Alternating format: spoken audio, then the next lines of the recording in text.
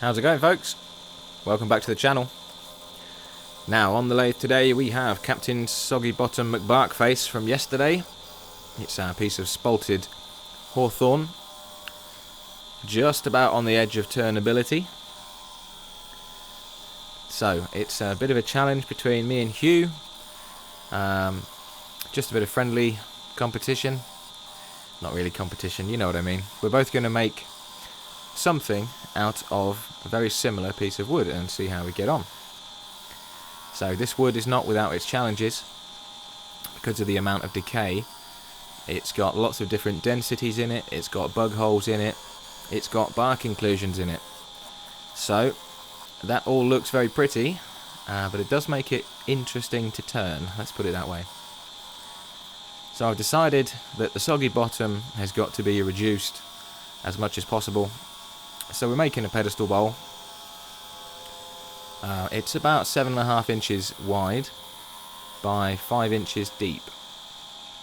Now if I had a complete blank, I may have considered doing a hollow form or maybe a vase, but for the size it was, pedestal bowl seemed like the way to go, so we're going to go with that.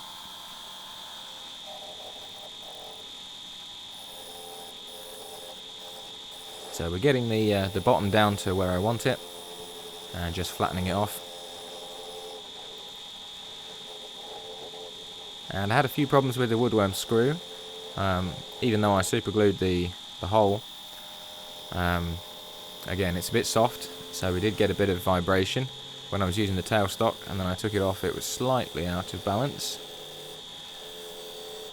I think that's because the tailstock was holding it in place.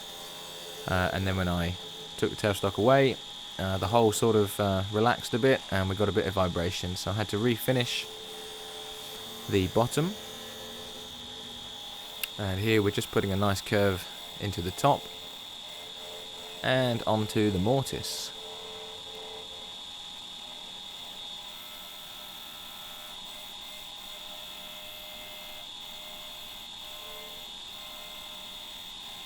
I was trying to leave enough wall thickness on the mortise so that I didn't split it when I opened the chuck into that recess. Even so, I didn't open the jaws as much as I usually would. Yeah. So there we go, sanded up to 600 grit. On goes the sanding paste and the shine juice.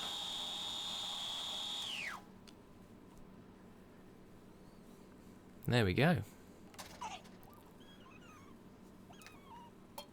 It's a pretty piece of wood. Okay, so we've come to the part of the show where we get to have a look at some of your fantastic work.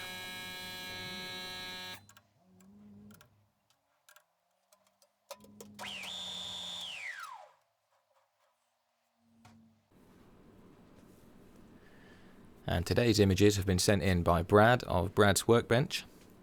And he has invented, as far as I know, a new thing which is called resin ply. And I assume these are all his resin leftovers that he's glued into a plywood-esque blank and then turned into a little weed pot, which is pretty cool, I have to say. And he's started a new woodworking channel called Rated R Woodworking. You might have seen him in the comments. So if you want to go and check that out, that's Brad's channel exclusively for his wood turning. With a couple of nice pieces there, look at that. Yep, she looks pretty pleased with it. So thanks very much, Brad, for sending those in. And if you want your images to be featured on the channel, you can send them to willmakeseverything@gmail.com.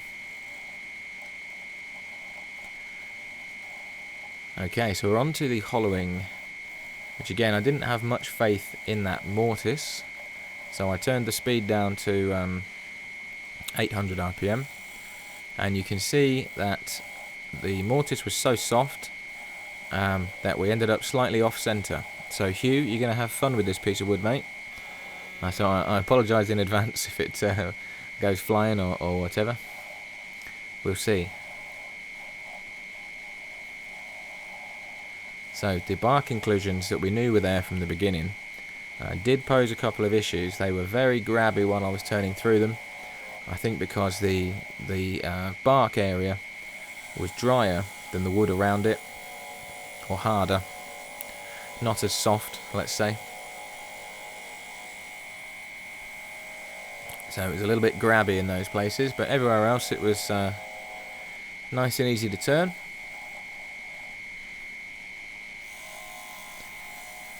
Again, I was quite concerned that we were going to break that mortise, so I was just going slow and steady. Even though I was taking deep passes, I was going nice and slow with them.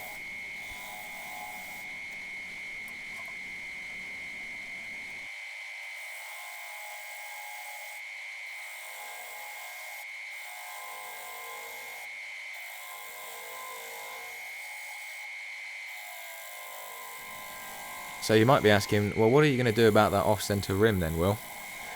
And the answer is, well, what I like to do is blend the curve on the inside out to the outer part of the rim, and I do that with the sandpaper, one of the last things I do, because if you were to look at that with a flat rim on it like it currently is, you can see that it's sort of off-centre, whereas if you put a radius on the inside, it hides that from the eye.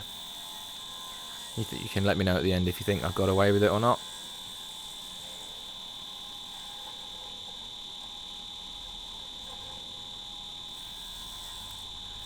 I do like these pedestal bowls. They allow you to hollow past what the eye would think is the bottom of the bowl, because you've obviously got the pedestal to hollow into. So it makes it look like the inside of the bowl is deeper than the outside, which is quite cool.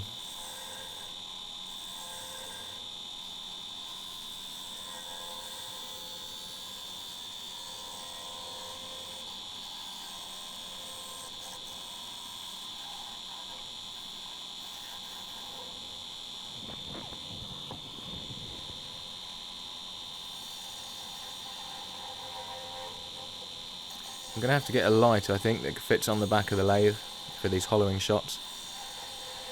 Got so many lights in there, but none of them that shine directly into the piece.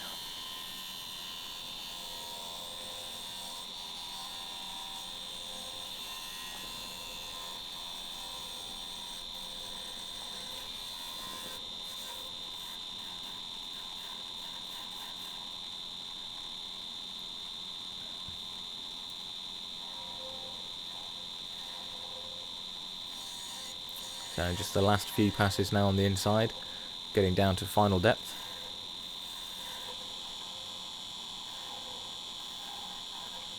And I left the wall thickness at about 1/4 of an inch on this piece.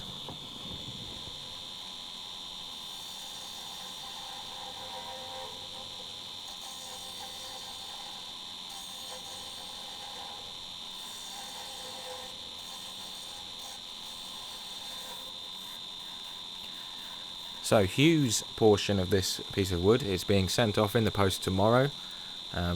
With a bit of luck, he'll receive it on Thursday.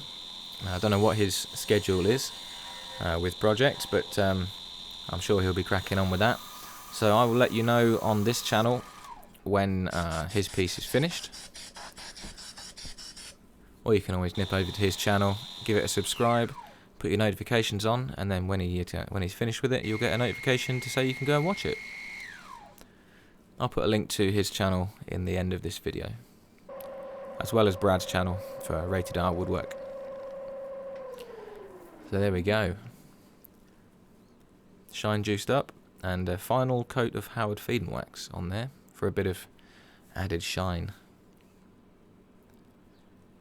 So I'll leave you as ever with the glamour shots. You can let me know what you think to the piece. Hope you've enjoyed the video, and I will see you tomorrow for the next video. Cheers, folks.